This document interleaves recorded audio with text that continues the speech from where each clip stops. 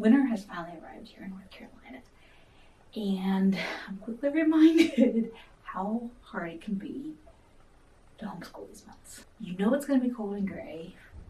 You know the old saying that everyone wants to quit homeschooling in November and February. So let's plan for this. If this is your first year homeschooling, or if previously around February you're like, oh, I'm so tired of this, you're not alone. If you've not heard that saying, I think Susan Weiss Bauer is the one who said it years and years ago. But it's true. November and February can be tough months. The newness of the semester, or the school year is over, you're in a lull between holidays, the weather's whatever, and that can just be tough. Here are some ideas for you to kind of thrive this winter. Not just get through it, but make this winter a really good one. I'm losing my notes. Okay, so the very first thing I'm going to say is this. You need to figure out something for yourself. Okay? For the next 6 weeks or so through February, I want you to schedule some things for yourself. Maybe commit to doing so many walks, or a virtual mileage challenge, or if you Google like 30 days exercise challenges or 20-day, whatever you're going to done. Commit just to yourself, commit with a friend. Find something that you can do. Oh, sorry. I taped right above one of her garage doors, and so when I open it, it like shakes the floor. Sorry. Maybe plan some kind of a virtual book club meeting. I've got a couple lives coming up. The dates should be down there, so check those out. It will help pass the time, and it'll help you take care of yourself through the winter. But now, for your homeschool. First thing I'm going to say is to make sure that you get out of your pajamas each morning. I know, especially right now when it's cold and you're in cozy pajamas, the last thing you want to do some mornings is get out. But I'm also going to offer a caveat. Something that I do, and I'll do it with my kids, they don't usually do it as often as I do, but I get dressed in PJs. So that is my outfit for the day. I shower, I put on my pajamas, I do my face, hair, whatever, but my outfit is my pajamas. So I still feel cozy and whatever, but I'm also enough put together that I don't feel bummy. Number one, get out of your pajamas, or get dressed into your pajamas. Number two, switch things up somehow. Maybe you flip the order of your day, and whatever you usually end with, start with it. Maybe you add a unit study. Right now, this winter, 2022, is a fantastic time to add in some Olympic learning, and I'm going to have, I think my next video, I'm going to have you come along with me while I play in an Olympic mini unit. I've got some Olympic resources over my website, or my blog, so I will link that. So that's a great thing to do some learning about this year. Maybe you switch and do, I don't know, a month of some kind of an online math, or change what you're doing for history momentarily. Just add something, switch something up for variety. Next one, make sure you plan a catch-up day. Now, I've talked about this before, like when I do our back-to-school planning, but I plan catch-up days every 6 or 8 weeks or so, and that day is scheduled for us to catch up on anything that we haven't completed yet. If there are undone science or history projects, if we're behind math, whatever, we plan those. And if we don't end up needing it, sometimes I just take the day off. Sometimes I just move us on, pretend it didn't even exist.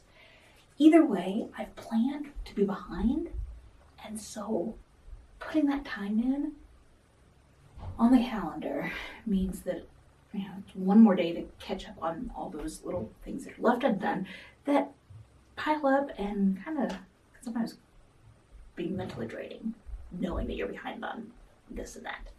So plan for that. Go ahead and put one in. Even if you don't do it the rest of the year, right now, early February or so, put one on the calendar. Next idea is to plan for some kind of an inside day off. Now again, COVID. This might be difficult, but if you could plan for something like a trampoline park, that might be fun. If you, someplace where you have local museums, maybe plan to go do that. Something that it's a day off, but you're not just bumming around. If you can't do that, plan for a day off at home, but fill it with some plans. So one thing that we like to do sometimes, we call them our Disney days. And we do all kinds of different Disney coloring. I'll have a link down there for some ideas. But we usually pull up some of their drawing videos. I forget what they're called.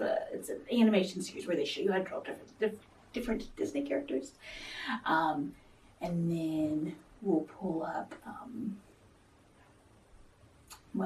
we're getting ready to start a Pirates unit, kind of themed around Pirates of the Caribbean, but we'll do some history about some actual pirates, some Caribbean geography, that sort of thing. Now, it doesn't need to do that, no, but let your mind wander for some kind of an idea of something that you can do at home that is just really fun, but still some learning. Next one is to schedule some winter documentary fun shows to do. Maybe that you plan like every Tuesday afternoon or whatever day. Pick a day. And from here until you decide. Maybe you set a hard deadline. Maybe say until we have a 65-degree day or whatever. I like to throw in those random kind of things because they're unpredictable, and so it adds some excitement to things. That every Tuesday afternoon you're going to watch some kind of a snow type of show, something about scaling Mount Everest, or I've got a whole list of things. I recently did a video about winter theme show, and so I'll link that down there if you need some ideas. Next idea would be to look in your closet, your games, wherever you store them, and grab a couple of your more educational games and see if you can swap games with someone. Maybe someone in the neighborhood, offer it up on your Facebook group in your local homeschool group. Not forever, just like a lending library type of thing. You swap a couple games for a couple games from them, have some fun with it, and then return them and swap again or not. Either way, you're doing something different. You could also do this with jigsaw puzzles. Pull out one of yours, swap with someone else. Next idea would be to pick something in the kitchen to try to master, and plan to do it every week or every other week through the winter. You could do something like searching for the best chocolate chip cookie recipe and then try out a bunch of them. And if you're gonna do something like that, I would save, from each batch of cookies, save a couple of them and freeze them, mark them so you know which batch they came or which recipe they came from. And then at the end, you can fill all of the cookies, try them, and decide which cookie recipe is your favorite. Or last year, at this time of year, my daughter, we were finishing off our jazz unit inspired by Pixar's Soul, and we had a French cookbook. I forget what the name of it. I'm trying to put the title of it here, or link down there. It was really fantastic French cooking cookbook, and she decided to learn to make croissants. So she did a couple batches, and they were absolutely fantastic. Something like that. Pick one thing that you want to master keep the same recipe and keep working on it until it's better. Another idea that we do, we haven't done this for a couple of years actually, but we did a Friday free day. And on Fridays, it was kind of a unschooling day basically. They could do whatever they wanted to learn about. The beginning of the day or beginning of the afternoon, sometimes we would just do it all kind of Friday afternoon. They would come to me, tell me what they wanted to learn about. They go off and learn stuff through YouTube, books, whatever, and then came back to me at the end and told me what they learned. It was a great way to let them explore their own interests, take on that responsibility of finding good information, and then checking in with me and telling me what they actually learned.